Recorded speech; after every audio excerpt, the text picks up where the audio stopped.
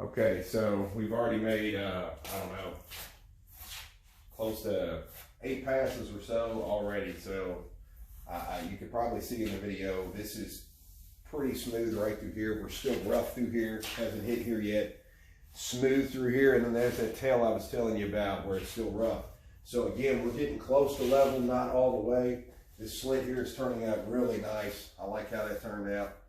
So I'm going to go ahead and finish this all out, and I'm going to get it equal to the rest of these so we can get them in the box. Be right back. All right, so as you can see, here's our biggest piece. He turned out awesome.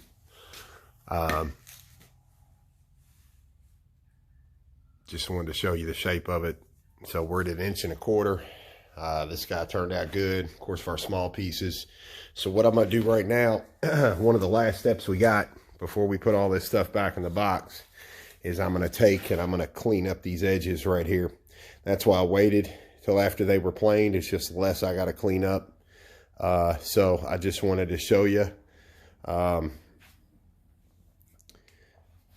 we got to do is take the bark right off his side here. All I'm using is an orbit sander and a 120 grit. We're gonna get this fine-tuned.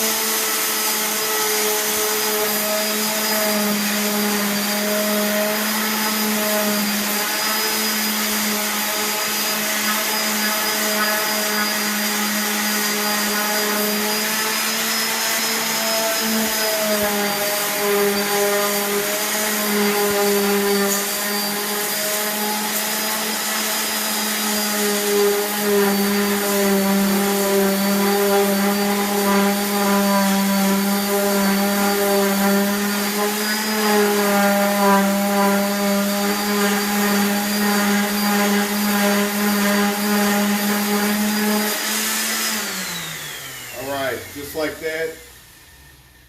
You don't want to do it any more than that. We were just trying to get the bark and everything off. This actually looks great. This is what you want.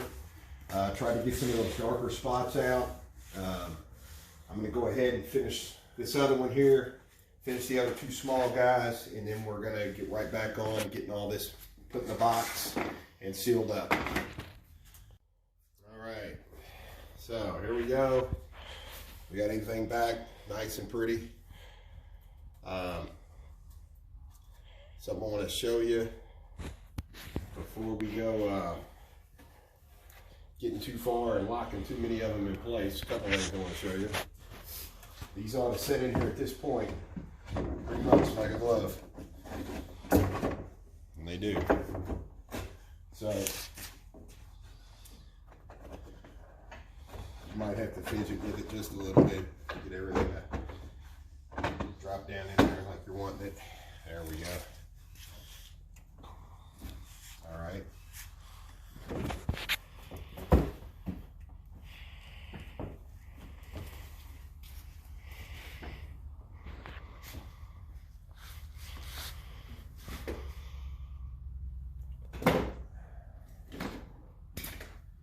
If you got a little flathead, anything like that, when you're trying to get these into position perfectly. Of course, I made them to fit. I made them snug. So we're going to go ahead and get these pieces dropped back in. And before I drop in this guy over here, I'm going to show you some things that'll save you a lot of resin and save you from leaking. Okay, so I just wanted to show you. I had this guy in already. Went ahead and set him. Cut me some blocks here off 2x4s just to reach all my angles. He's actually set down, ready to go. I want to show y'all a pretty vital step. There's a lot of silicones out here, a lot. This one's more expensive than most. It's almost $8 a tube. It's the DAP Ultra Clear. Stays crystal clear, non-yellowing, clearer than silicone. It's the flexible, cold weather, crack proof, won't wash out, immediate water ready, so on. Anyway, so some of these, for instance, this guy right here, I'm going to show you here in just a second where this cut is that you can see through. We're going to hold all our resin. We're going to silicone underneath that guy before we drop him in the box, because we're not going to be able to get in there later on. So I'm going to go ahead and get this set up here ready to go, and I'm going to flip it upside down. That way I can show you what I'm getting ready to do to this split in the wood, so we can make sure he's sealed. Okay, so we're back. What I want to show you, I already showed you the Ultra Clear. It's from DAP. It's a silicone. So I wanted to show you this is upside down. So now I'm going to take and I'm going to put a bead of this right on top. Then I'm going to make it a nice size bead too. We're going to stick it right on here, right at the edge. So we'll be sanding that off later. It'll actually just pull off after it hardens. We're going to do the other side as well. What's going to happen is when I turn this over and go to set it down, that's going to seal that from leaking. So I'm going to put it on its outer edge so it can't turn on me and leak that way. And again, this will dry. It'll come right off. I'm going to do this other side the same way.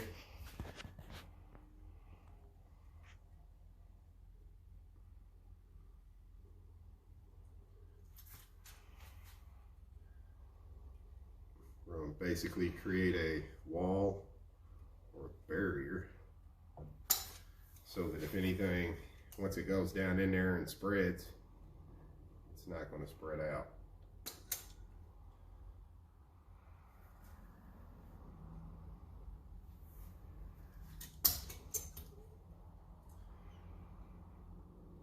I didn't have to do that to the other guy because he didn't have the splits in him like this guy does, but I want the resin to hit in there, so I want that to be real pretty. So I'm going to go ahead and get this flipped over and pressed in. That way it's locked down. All right, so I just wanted to show you, we've got that flipped around. He's actually set. If you look closely, you can see how the silicone popped right out. Exactly like I wanted to. It's going to harden like that overnight, and it'll be an easy fix. Again, if this was a dining room table or something that you wanted to see through, you would go about it a different way. We're going to put the last run in, and then we're going to be ready to take this to the back room. Okay, so here we are.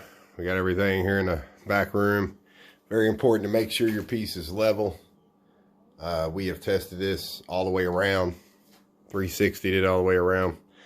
We are already set, ready to go. So I want to show you the only thing we're left right before the pour. That'll be our next video coming up. But I'm going to seal this guy up just like I done already before, same stuff. We're going to seal in all these valleys here. Everything you can see, we're just going to keep it inside of here, just inside the river portion. So everything else is going to get silicone on it. So I'm going to do just a little bit of this, show you, get one of these here done, wrapped up, and then you're just going to do that per piece, all the way around your piece. I'm just trying to save some video time. I'm going to do this small guy right here. So all you want to do, just start right there on the corner. Make sure to squeeze enough out. Don't worry if you get it on your wood. When this stuff hardens, it'll just literally string right off there. Pull right off. You want to get this down here. Make sure you get it. Make sure it balloons out. I got a little valley down here underneath. It's going to be really cool, so I'm making sure it's getting all the way back in there in the crevices.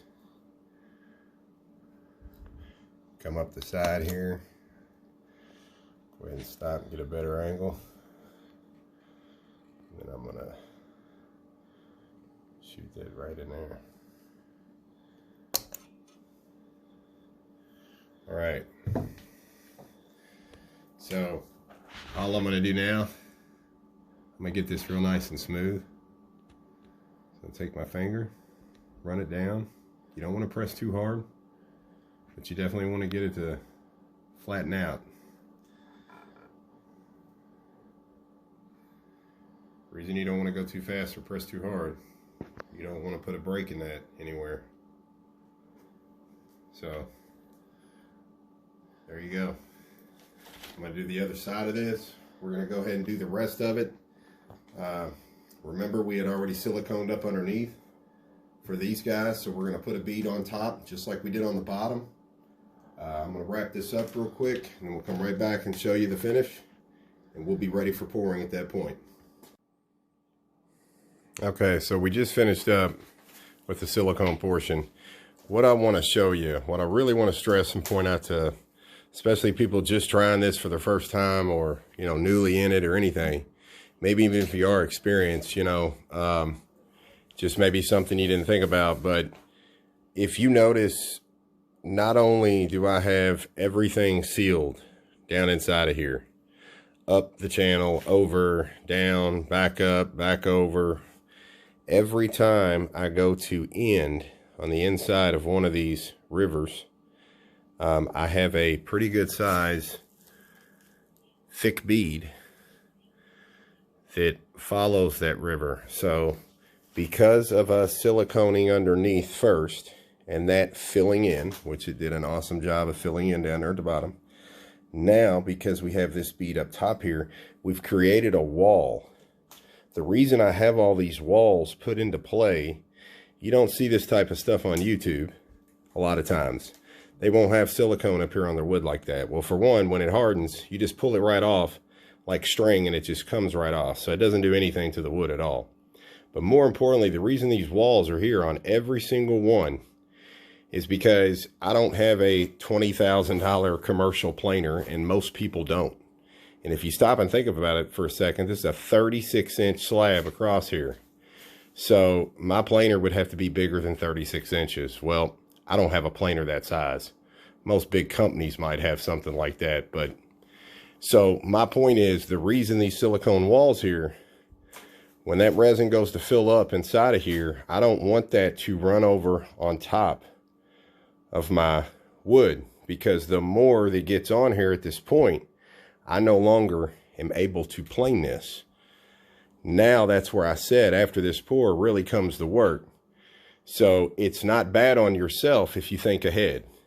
Make sure to cover everything. I have covered everything. And then again, build those walls right around there. This will pull right off so much easier. It's going to trap all your resin, lock it in tight. You're not going to have any leaks, and you're going to be super thankful at the end of the rainbow. Save yourself a lot of time, money, and irritation and frustration. So that is it for the evening. Again, this is part 4. So anybody looking to do it yourself, you can check out parts 1 through 3. They're already online.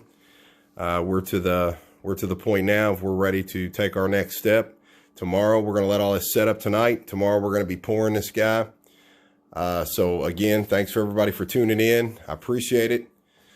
Y'all have a good evening. Bye.